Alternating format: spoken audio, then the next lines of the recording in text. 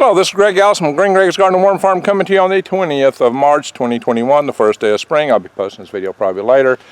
The sun's going down. This is one way to know you got a lot of worms in your bed when you pull the cover off and you got a pile of them on top.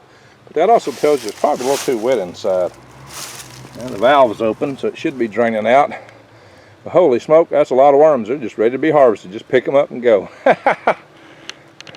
So one way to tell your worms you got too many is when it gets wet on top and a lot of the worms are crawling out. You can see the center here, looks like water dripped in from that right to the center, and some of these worms just didn't like it. Don't look so bad around the edges.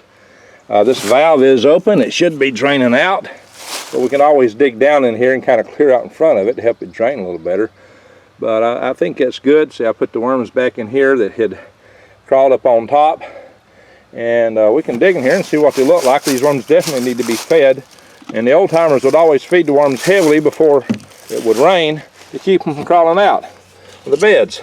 That's one of the secrets. And so as I dig in here, you can see there's some worms in here. There's a lot of little worms in here. We've got a lot of babies. So my worms are about to be ready for market soon. There's some big ones. There's tons of babies in here. So it's not too wet up here on the sides. But this center here is definitely wet. But it's got worms in it too. That's got quite a few worms in it.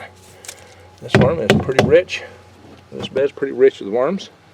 So there we go, guys.